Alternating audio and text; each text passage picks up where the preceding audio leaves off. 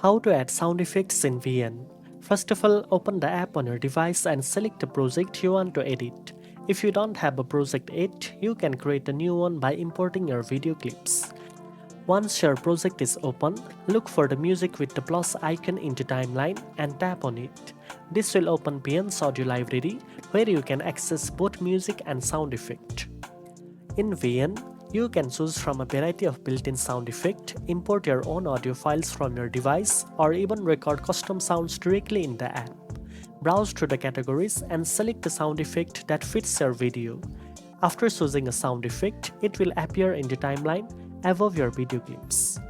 You can drag it to the correct position, trim or adjust its duration, and change the volume so it blends seamlessly with your other audio tracks. VN also allows you to layer multiple sound effects along with background music or narration, helping you create a professional and immersive video. Experiment with different effects to enhance the mood, highlight actions, or make your video more engaging. Once you are satisfied with your sound effects and how they fit your clips, your project is ready for the next step. Now you know how to add sound effects in VN. If you found this tutorial helpful, don't forget to like, share, and subscribe for more editing tips. Thanks for watching, and I'll see you in the next one.